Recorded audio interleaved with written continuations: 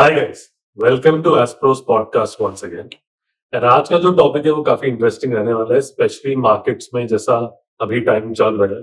हमने देखा है कि last year Indian, not just last year but in last 2 years Indian markets में have been flat and returns have not been that much, right? And plus जो global uncertainty चल रही है, जैसा जियोपॉलिटिकल टेंशन चल रहा है, तो सबके दिमाग में एक सवाल बार बार आ रहा है कि कहाँ अपना पैसा इन्वेस्ट करना चाहिए, where is the Indian economy going, markets का आउटलुक आगे कैसा होगा।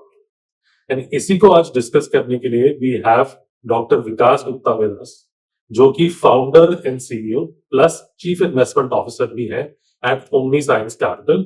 Omni Science Capital is a Mumbai based wealth management company जो कि अपने साइंटिफिक इन्वेस्टिंग फ्रेमवर्क के लिए जाने जाते हैं। प्लस रिसेंटली उन्होंने एक रिपोर्ट पब्लिश करी है जो कि 2027 मार्केट आउटलुक को डिस्कस करता है इंडिया के कॉन्टेक्स्ट में।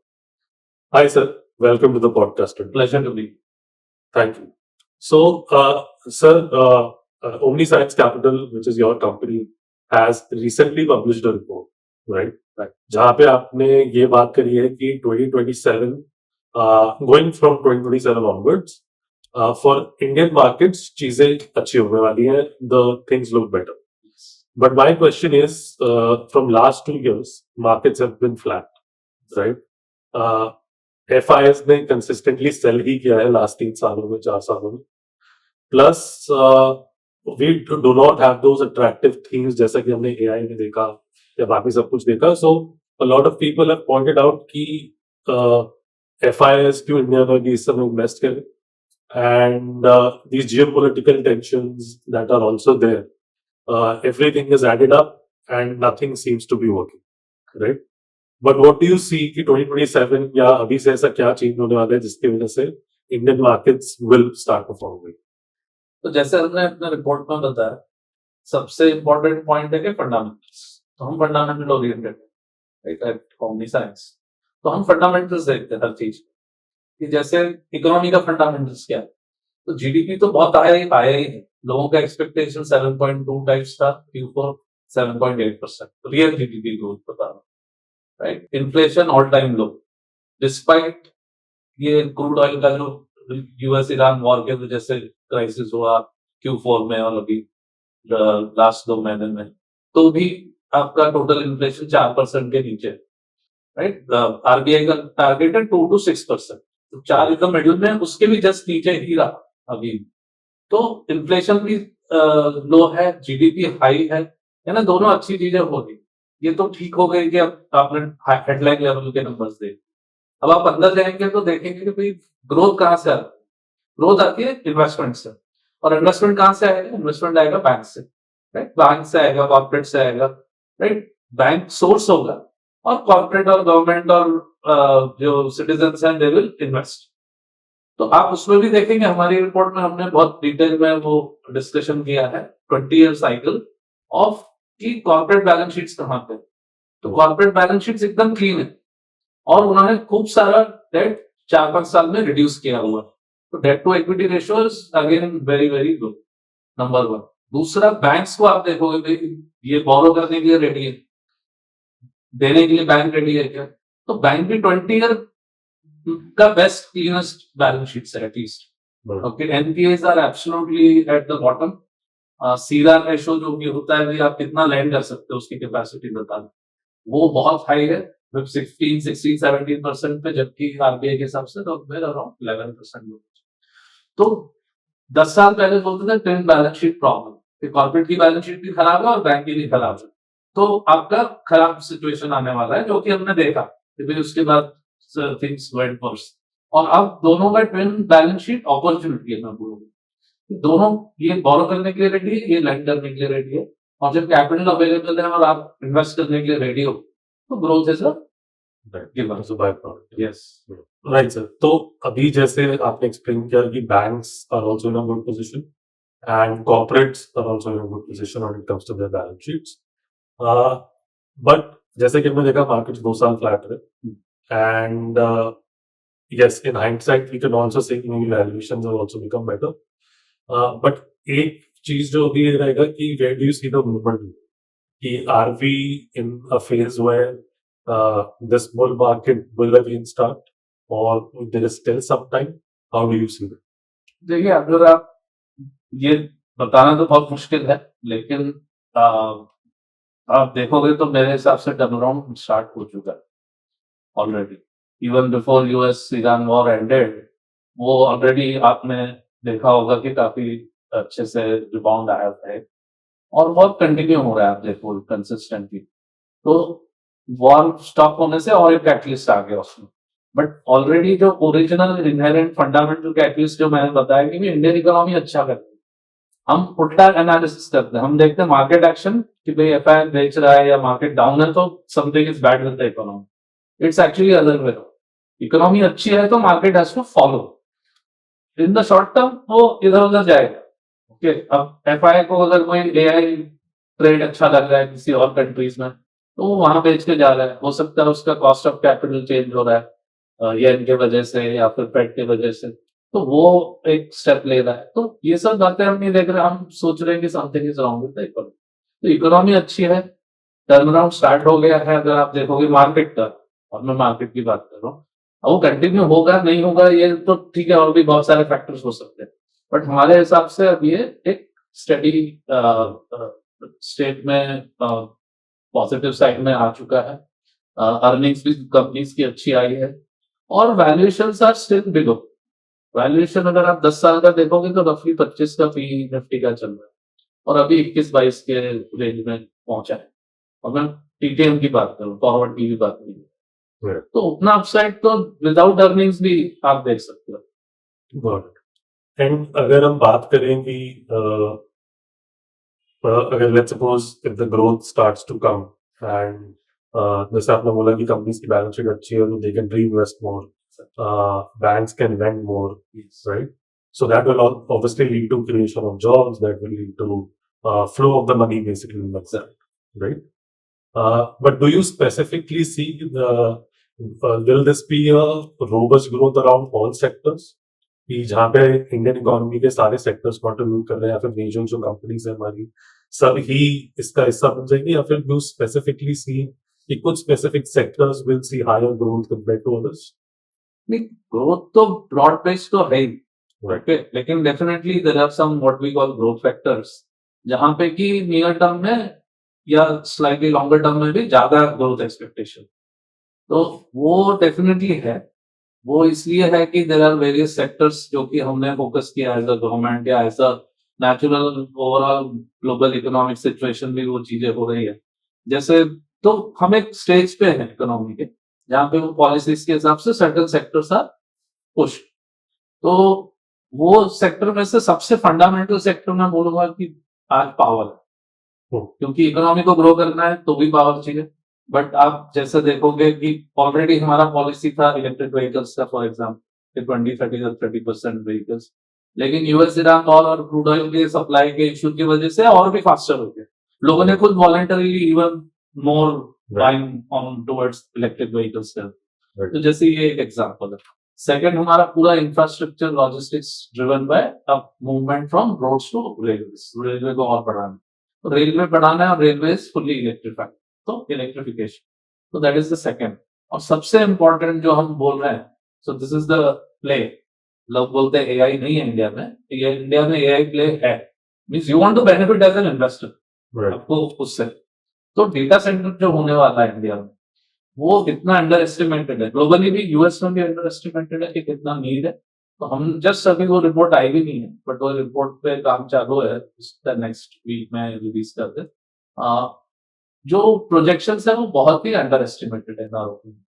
तो डेटा सेंटर कम से कम 10 से 15% ऑफ टोटल पावर कंज्यूमर बन सकता है बाय 2035, और इवन बाय 2030 10% के आसपास, 10+। एंड बहुत ही लो अभी इन्वेस्टमेंट है, 1.6 गीगावाट है, लेकिन already $150 billion already work in progress, which means कि हम 15-17 गीगावाट की बात कर रहे हैं जस्ट 5 years में 10x। ओके, तो उस स्पेस पे काम चल रहा है, और that will become one of the largest consumers of power. And आपको एआई खेलना है तो आप यहाँ से पावर से एक्सपोजर ले सकते हो। ये एक इम्पोर्टेंट सेक्टर है। सो हमारे पास डायरेक्टली एआई कंपनीज नहीं है, बट जो रॉ मटेरियल है एआई के लिए, जो बाकी इन्वेस्टमेंट्स इंडिया में आएंगी for data centres something we can benefit from. So specifically जैसे आपने बात करी कि जैसे पावर इलेक्ट्रिफिकेशन, फिर आपने डेटा सेंटर्स के बारे में बताया, how does this help in overall economy boost? मतलब कोई और स्पेसिफिक सेक्टर्स भी which you see for example like manufacturing और कंजम्पशन, वहां पे भी क्या एक मेजर रोल प्ले होगा? Of course. So manufacturing again government का बहुत ही focused plan है, right? तो manufacturing will be the big thing, services will be the big thing, और manufacturing का target तो बहुत aggressive है, like 3 trillion करना है 10 years में, right? Exports, और उसके लिए आपको infrastructure चाहिए। उसके लिए तो infrastructure already बन रहा है, बहुत सारा बन चुका है, और 2030 तक समझो और बनेगा, that will be the focus. But post that it will be the manufacturing. Manufacturing अभी भी बढ़ रहा है, बट आप 30 के बाद में देखोगे कि इंफ्रास्ट्रक्चर मोडल मोटी हो गया है और चलते रहेगा। हम तो बहुत पीछे हैं, लेकिन लेट्स से 60-70% ऑफ जो चाहिए था, विच इज एनेबलिंग इंफ्रास्ट्रक्चर, क्योंकि पोर्ट्स भी चाहिए आपको, पावर चाहिए आपको, लॉजिस्टिक्स चाहिए आपको, राइट? तो वो सब इन प्लेस आ जाएगा कि आप 2030 ऑनवर्ड्स काफी हैवी ड्यूटी मैन्युफैक्चरिंग एक्सपोर्ट्स कर पाओ। तो manufacturing is a big, definitely logistics is a big, right. And going forward, let's suppose जैसे ये expansion होगी, right? So obviously जो हमारे top conglomerates हैं इंडिया में, obviously जितनी भी बड़ी बड़ी बेट्स हैं, चाहे डेटा सेंटर्स हो गए, चाहे मैन्युफैक्चरिंग का हो गया, so India में because we generally see there are top 15, 20, 25 companies which largely, let's say, contribute to the majority of the profits in the country, right? But there is a counter argument which is always raised. The last 20-25 years, these companies have already grown so much, right? The entire corporate profit जो शायद 1 लाख करोड़ थे, आज वो 10 लाख करोड़ है, बढ़ के इससे ऊपर भी जा चुका है। So do you think कि profitability wise, जब तक profitability नहीं दिखेगी, investors भी थोड़े से caution रहेंगे? So do you see profitability that these companies can still grow at 10%, 15%, 20% kind of numbers? So I will talk about that. आप वर्ल्ड वाइड कंपेयर करो वर्ल्ड की टॉप 10 इकोनॉमीज में, तो उसमें कुछ डेवलप है, कुछ डेवलपिंग है। आप सबने देखोगे 10 से 12% is the corporate profitability to GDP ratio. Okay, the really big one like US, ये सब। और आप जर्मनी, यूके, ये सब देखोगे तो 6-7-8% तो सबके पास। हमारा रफली 5%, और 5% में से भी 3.6% या approx is the top 50 companies. तो अभी तो हमें बहुत बढ़ाना है, राइट? हमारा तो बहुत सारा कंपनीज अनलिस्टेड ही है, वो लिस्टिंग होनी है, और फिर अभी अनऑर्गेनाइज सेक्टर में है बहुत सारा प्रॉफिट्स, तो इसलिए आपको दिखेगा नहीं। जैसे जैसे वो कॉर्पोरेट सेक्टर में आएगा तो आपको फिर वो दिखेगा। तो अभी तो बहुत सारा अपसाइड है, एक रेशियो से मैंने आपको बता दी। और वैसे भी आपका 10-12% से नॉमिनल इकोनॉमिक ग्रोथ जो है, वो ग्रोथ आ रहा है इनकी वजह से आ रहा है। ये 10-12% से ग्रो कर रहे हैं प्रॉफिट्स, इसलिए जीडीपी ग्रो हो रहा है 10-12%। एंड लार्जली अगर हम फिर मार्केट कैप्स या फिर उनकी बात करें कि कौन से सेक्टर्स स्पेसिफिकली, जैसे large cap, mid cap and small cap, generally it is said कि when because given India is still a developing economy, to make generational wealth, small caps and mid caps are, because ये कल के large caps will be correct. So that helps you a lot. But where do you see as and only science also कि where is your major allocation going towards it? It is towards large caps, mid caps or small caps, right? ये सब में है, but large में सिर्फ 100 company है India, right? Officially जो MP के हिसाब से 100 कंपनीज है लार्ज।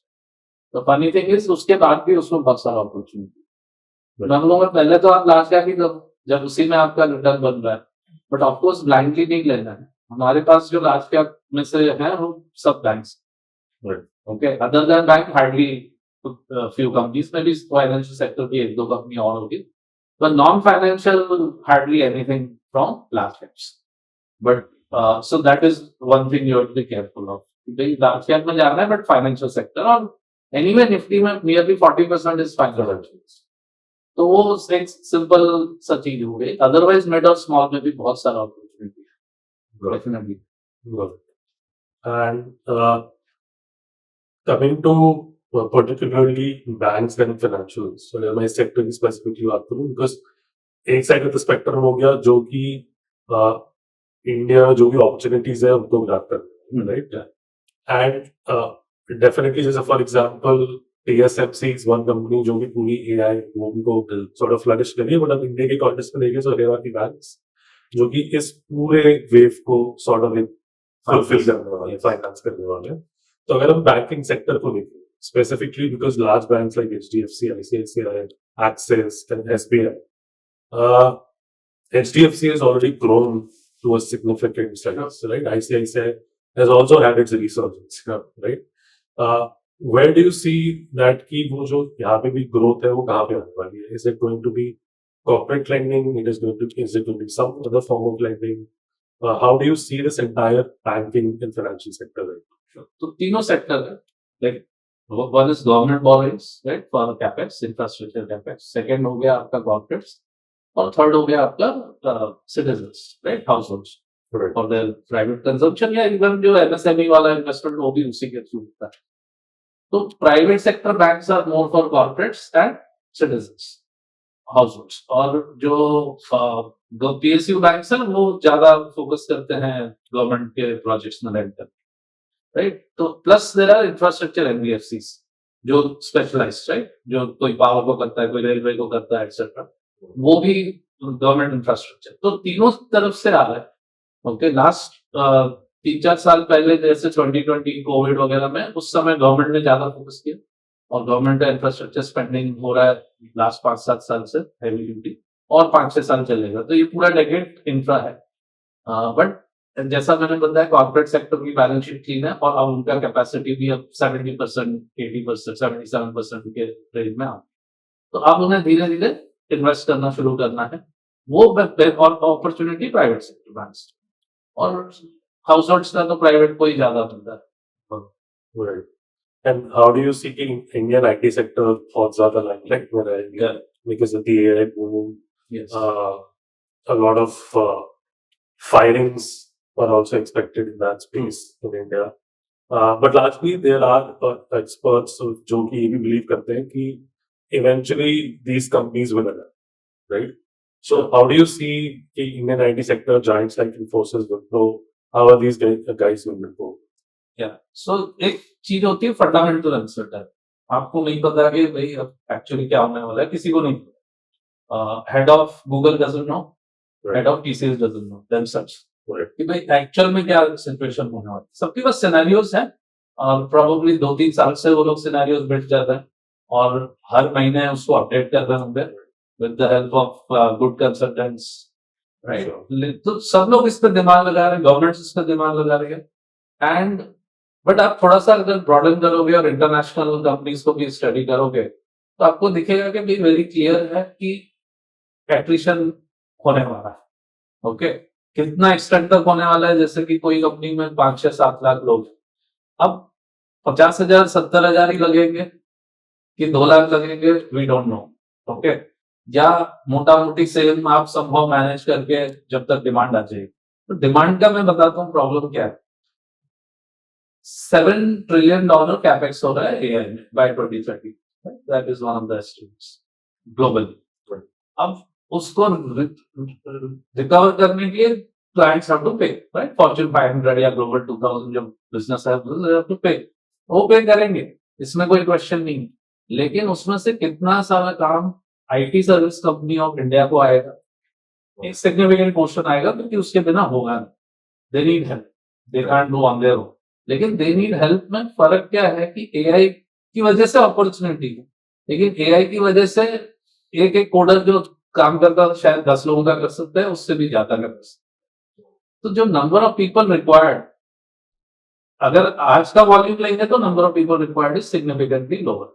आप बोलोगे कि नहीं, Jevons paradox, supply creates its own demand, क्योंकि इतना सारा इजीली अवेलेबल है तो खूब सारा डिमांड आ जाएगा। तो अगर उतना सारा डिमांड आ गया कि 100 times more need is there of developing applications, doing other kind of IT products, तो हो सकता है कि सेम टू सेम टीम लग जाए। Now they are delivering 100 times or 10 times more output। Yeah.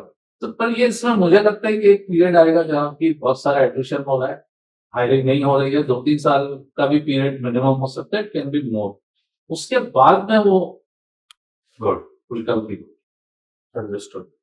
And let's suppose, what are the some of the internal risks you think India has for this story to go right on now? कि कौन सी ऐसी चीजें हैं मे जो RBI को ध्यान देनी पड़ेगी या फिर finance ministry will have to take care of, or in general entrepreneurs of India will have to take care of? हाँ, तो ईज ऑफ डूइंग बिजनेस तो बढ़ते जाना चाहिए, राइट? वो सबसे इम्पोर्टेंट चीज है कि भाई ईज ऑफ डूइंग बिजनेस बढ़ते जाए, power availability, infrastructure availability, red tape कम हो जाए, और पावर और इंफ्रास्ट्रक्चर, रोड, ट्रैवल, राइट? और जो आपके things which stop ease of doing business, वो आप हटा दें। कई बार अननोन चीजें हो जाती है, means unintentional, which prevents import export getting difficult, or even product traveling from north of India to south of India becomes difficult. तो उस तरह की चीजें आपको अवॉइड करनी है। Right. वो main. And do you also think the case कि some Indian states are lagging well? Because one of the biggest, let's say, fact which shocks me is there are India के ऐसे 5-6 states हैं जो कि China जितना ही grow कर रहे हैं पिछले 10-15 साल से। True, right? Which includes, let's say, Maharashtra, Tamil Nadu, UP is now also contributing in their GDP is roughly double. So do you think if 4 or 5 states और उतना ऐड करने लगे, then the number of the GDP, real GDP growth 7-8% से बढ़ के 10% नहीं जा सकते? जा तो सकता है, जा तो सकता है। सबका फोकस अगर ग्रोथ पे आ जाए, क्योंकि बहुत सारे स्टेट्स इस फोकस में काइंड ऑफ वो एग्रेस्ट है पॉलिटिकल की भाई फ्रीबीज कल्चर Right. हो गया, राइट? सब पार्टीज का। तो आप वो फ्रीबीज के बदले में एक्चुअल डेवलपमेंट पे अगर वापस फोकस आ गया, टॉप 5 तो हमने बात की already, like including Gujarat, UP, ये सब जो तमिलनाडु वगैरह, तो they are anyway fast growing. अब अगर ये बाकी भी आ जाए, 5 नेक्स्ट 5 अगर भी आ जाए, तो फिर तो definitely we are at 8% 9% kind of growth rate. Right. और थोड़े और आ जाए तो 10% is like a dream, Right. But it's possible actually, but it's getting the act together, वो problem. Yeah. And structurally, let's say when your GDP growth becomes high, what is the kind of impact we see in people's lives?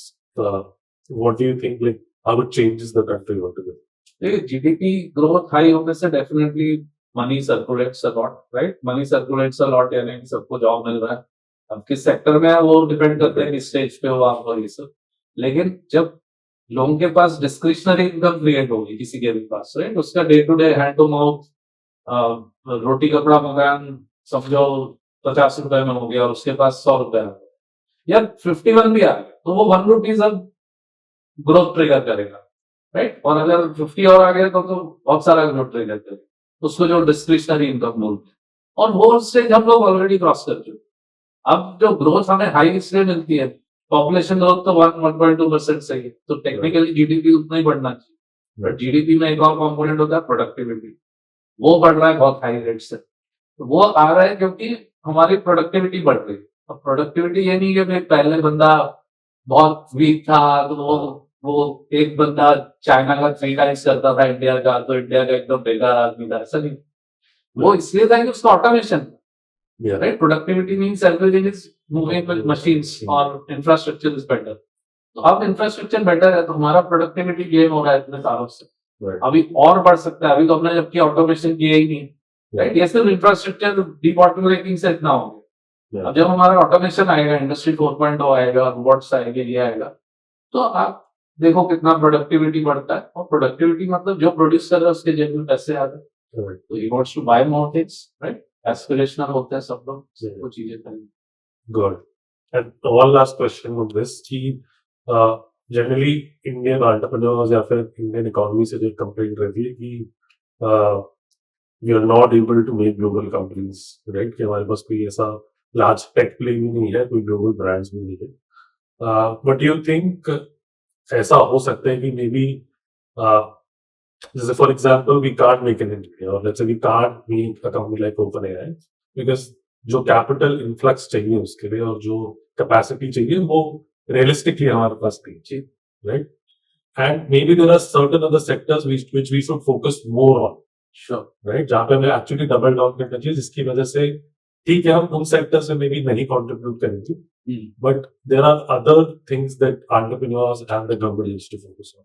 See, इसमें एक difference है कि actually AI की वजह से हम बोल रहे हैं कि भाई हमने एआई छोड़ दिया, टीएसएमसी और ओपन एआई और ये सबके पास पैसे हमारे पास नहीं, बट एआई की वजह से कि हमें शायद कम पैसे की जरूरत है हर चीज की, राइट? हमें या किसी को न्यू इकोनॉमी में because of AI, because of automation, actually हर चीज काफी कम कैपेक्स से अब आप कर पाओगे, राइडिंग ऑन दैट, राइट? तो अब जो भी उसमें क्रिएट होना था कि भाई मैंने मॉडल बनाया और वो तो 3-4 एंथ्रोपिक और ये सब ने अपना गूगल जिसने भी सबने बना दिया अपने अपने models, right? Doesn't mean that वो भी खत्म हो गया, वो तो अभी स्टार्ट हुई है। इंडिया के मॉडल्स तो अभी बने ही नहीं है, और इंडिया के मॉडल्स शायद सस्ते में बन जाए, बिकॉज अगर ओवर कैपेसिटी क्रिएट हो जाए क्लाउड्स में तो वो सस्ता हो जाएगा, और जब ओवर कैपेसिटी में क्लाउड सस्ता हो गया तो हमने इन्वेस्ट नहीं किया लेकिन हम उसको यूज कर सकते हैं और हम अपने मॉडल्स बना सकते हैं और उनको सस्ते में ट्रेन करता है शायद। तो ये एक अपॉर्चुनिटी नेक्स्ट 2-3 साल में हमें मिल सकती है, नंबर 1, राइट? इनिशियली जब ओवर कैपेसिटी हो जाएगा तो अब आप उस समय फटाफट अपने डेटा पे, अपने लैंग्वेज पे, इंडियन लैंग्वेजेस तो 20-25 है कम से कम, राइट? और डेटा तो सबसे ज्यादा हमारे पास ही है, तो उससे आप ट्रेन करके अपने मॉडल बना लोगे तो you will go to the next level. और secondly because this is the same thing, जब इंटरनेट आया था तो हमें एडवांटेज मिला था वर्ल्ड में, आईटी आया था तब भी मिला था, फिर इंटरनेट आया तब और मिला, सोशल आया तब और मिला, राइट? वेब 2.0 या जो भी आप 3.0 बोल, और अब एआई की वजह से हमको एक्चुअली लेवरेज मिल रहा है ग्लोबल प्रोडक्ट्स बनाने की। तो आप देखोगे हर वेव में ज्यादा है, उतना बड़ा ब्रांड नहीं होगा जो आप बोल रहे हो, बट स्टिल मल्टीनेशनल तो क्रिएट हुए थे आईटी से, इंटरनेट से और क्रिएट हुए, लाइक थिंक अबाउट, पहले आप टीसीएस और इन्फोसिस सोचोगे, फिर आप जोहो सोचिए, right? Just as an example. अब बंदा बैंगलोर में बैठ के या मदुरई में बैठ के भी आप ग्लोबल एआई प्रोडक्ट आप बना पाओगे, क्योंकि बनाना इतना इजी हो गया। तो मेरे हिसाब से गोइंग फॉरवर्ड वो और ज्यादा होने वाला है। चिप डिजाइन भी हमको लगता है कि नहीं होते, चिप डिजाइन की 100+ कंपनी अभी भारत इनोवेट करके प्रेजेंटेशन गवर्नमेंट ने निकाला था, उसमें डीप टेक की 100+ कंपनीज की बात हुई, बहुत सारे सेमीकंडक्टर डिजाइनर्स हैं। तो वैसा नहीं कि हम कहीं भी एरिया में पीछे, प्लस हमारा जो आप नासा से कैसे कंप्लीट करोगे सोचते होंगे 50 साल 100 साल पहले, राइट? या एटॉमिक एनर्जी में, दोनों में हमने बताया कि भाई Indian technology is a different thing, कि जो नासा में करता है हमारा मच लोअर में हो जाता है। सेम थिंग आप अप्लाई कीजिए कि एआई में भी। Yes. Good. Thank you so much, sir. I think this was very well covered. काफी अच्छा एनालिसिस रहा। So folks, हमें आप कमेंट्स में जरूर बताइएगा आपको ये एनालिसिस हुआ और कैसा लगा। What all questions you have, we will try to answer all of them. Thank you so much. Subscribe to the channel and we'll keep bringing more such videos. Thank you. Thank you. I'll cut you.